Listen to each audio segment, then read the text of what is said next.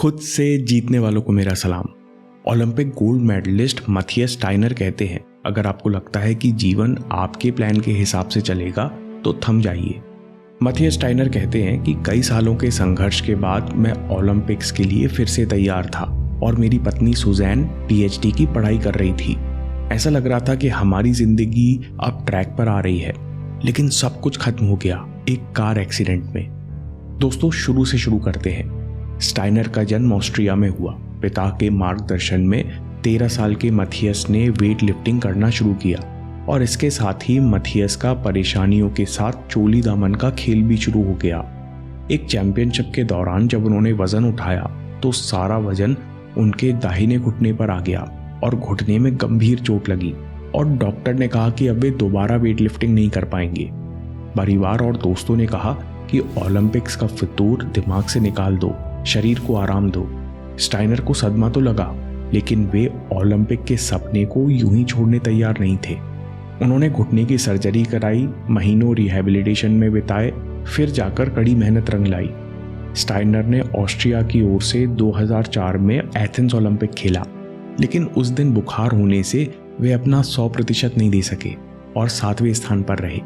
Steiner काबिल थे, पिछले 8 सालों से मेहनत भी कर रहे थे, लेकिन रिजल्ट नहीं मिल रहा था। वे हर बार आखिर में आकर रह जाते।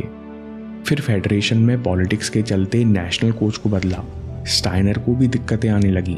कुछ दिनों बाद ऐसी स्थिति बनी कि स्टाइनर ने ऑस्ट्रियन वेट लिफ्टिंग फेडरेशन को छोड़ दिया। इसके बाद स्टाइनर जर्मनी आ गए और यहाँ फेडरेशन ज्वाइन की, लेकिन 2 साल तक जर्मन नागरिकता न होने के कारण इंटरनेशनल टूर्नामेंट में भाग न ले सके। ये स्टाइनर के लिए कठिन समय था। एक तरफ अनजान देश, दूसरी तरफ करियर का कुछ पता नहीं। इसी बीच स्टाइनर की मुलाकात सुजैन से हुई। कठिन समय में सुजैन ने स्टाइनर का साथ दिया। समय बीता, दोस्ती गहरी हुई, फिर शादी हो गई। कुछ समय बाद स्टाइनर को जर्मनी की नागरिकता मिल गई और स्टाइनर 2008 ओलंपिक्स के लिए मेहनत करने लगी। उनकी पत्नी सुजैन पीएचडी की पढ़ाई कर रही थी। दोनों अपने अपने काम में आगे बढ़ रहे थे। सब ट्रैक पर चल रहा था, लेकिन तभी एक कार एक्सीडेंट ने सब कुछ खत्म कर दिया। सुजैन यूनिवर्सिटी से लौट रही थी कि तभी उनकी कार का एक्सीडेंट हो गया। आखिरी पलों में सुजैन ने स्टाइनर से कहा, तुम मुझसे एक वादा करो, तुम सपना पूरा करोगे, तुम ओलंपिक्स में गोल्ड जरूर जीतोगे। स्टाइनर ने हामी भरी, लेकिन सुजैन के जाने के बाद स्टाइनर गहरे दुख और अवसाद में चले गए और वेट लिफ्टिंग छोड़ने के बारे में सोचने लगे। पर वो वादा उन्हें रह रहकर याद आ रहा था जो उन्होंने सुजैन से आखिरी समय में किया था। स्टाइनर ने खुद को संभाला, फिर ओलंपिक्स की तैयारी में जुट गए। उन्होंने दुख को जुनून में बदल दिया। मैथियस स्टाइनर कहते हैं कि जब मैं पहली बार जर्मनी आया तब मेरे कोच ने कहा था कि सर्वश्रेष्ठ एथलीट्स में एक बात समान होती है, वे बड़ा मौका नहीं चूकते।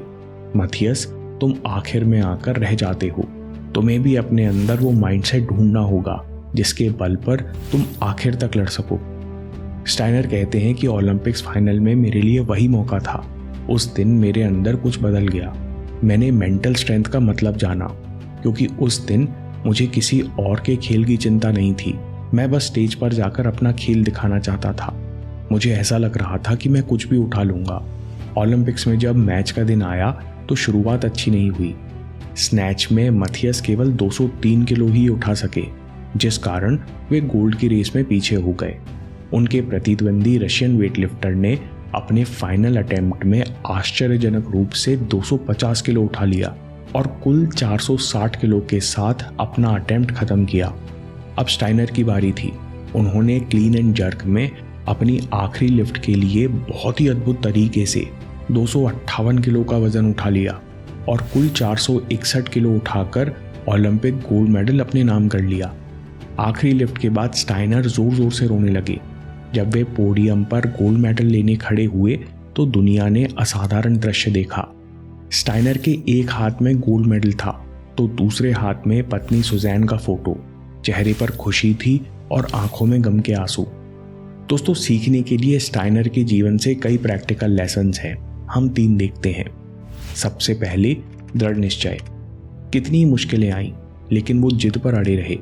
स्टाइनर की कहानी हमसे कहती है कि हर इंसान को चुनौतियों और असफलताओं का सामना करना पड़ता है। हमारा दृढ़ निश्चय ही है जो हमारी सफलता को परिभाषित करता है। दूसरी बात, हमेशा बड़े मौके की तैयारी रखो। स्टाइनर कहते हैं कि जिंदगी में आपके पास 2 या 3 या शायद सिर्फ एक बड़ा मौका आएगा। आपको इसे जाने नहीं देना है, क्योंकि यही एक एथलीट और एक चैंपियन में फर्क करता है। इसलिए हमेशा मन की तैयारी रखो। मन को कैसे तैयार करते हैं, माइंडसेट कैसे बनाते हैं? लक्ष्य और कारण। स्टाइनर कहते हैं कि सबसे पहले लक्ष्य निर्धारित होना चाहिए, ऐसा लक्ष्य जिसकी पिक्चर आपके दिमाग में क्लियर हो। स्टाइनर कहते हैं कि बिना लक्ष्य के मैं कभी ओलंपिक्स के सपने नहीं देखता। उसके बाद हमको लक्ष्य के पीछे के कारण में डूब जाना चाहिए। जब आपका कारण दिल के बहुत करीब होता है तो फिर आपको कुछ भी विचलित नहीं कर सकता। सुजैन के जाने के बाद स्टाइनर कहते हैं कि मैं उसकी अंतिम इच्छा पूरी करना चाहता था। मैं सपने में भी केवल एक उद्देश्य से जुड़ा था। दोस्तों, अगर आपको ये वीडियो पसंद आया तो एक्सट्रीम ओनरशिप पर अगला वीडियो देखिए और जानिए क्यों अपनी गलती की जिम्मेदारी किसी और को नहीं देनी चाहिए। अभी देखिए या बात के लिए सेव कर लीजिए। आपके समय से कोई वीडियो, कोई ऐप, कोई न्यूज़ कीमती नहीं है। मैं काम के किस्से लाता रहूँगा। हम जीतेंगे।